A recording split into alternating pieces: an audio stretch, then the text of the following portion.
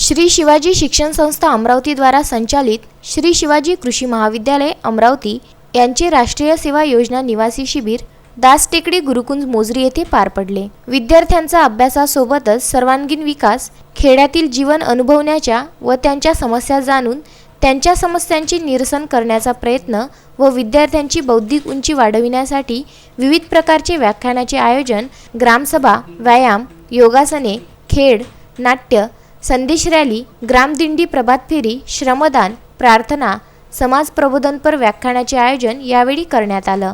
त्याचबरोबर विद्यार्थ्यांनी विविध गट तयार करून कांद्याच्या भाव वाढीवर प्रकाश टाकणारा तसेच शेतकरी व ग्राहक यांच्यामधील व्यापाराच्या शिरकावावरील वास्तव्य समोर मांडणारे, कांद्याचा वांदा व बलात्कारासारखे विषय हाताळताना सुन्न होणारे समाजमन व स्त्री असुरक्षिततेवर भाष्य करणारे स्त्री शक्तीचा लढा ही नाट्ये सादर करण्यात आली। तुम्ही आपल्या राज्यात कधी गेलेच नाही आहे, चला जरा राज्याचा फेरफटका मारून येऊ। हो चला।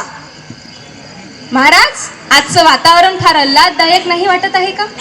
वरचं तर ठीक आहे, पण हे खाली इतके रांगोळ्या कसल्या? हा रोजचा कार्यक्रम आहे की आजचा? आता ह्या राज्याचे महाराज कोण? मी। हे राज्य कुणाचं? माझा। कार्यक्रम कुणाचा? माझा। प्रधान। माफी असावी महाराज। सामान्य सर्वसाधारण जनता कशा प्रकारे रस्त्यावर उतरली, आपण त्यांच्याशी संवाद साधूया। चला थांबा थांबा, होय थांबा रे भाऊ भाऊ भाऊ भाऊ भाऊ भाऊ थांबा। तुमचं काय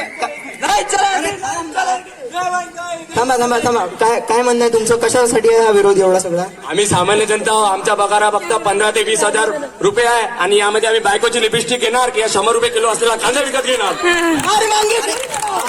स्वतःला वाढा।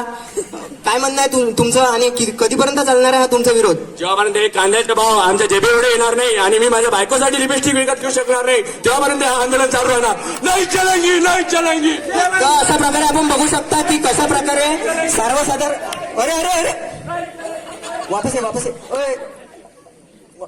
रुपेश राऊत, विदर्भ न्यूज, तिवसा।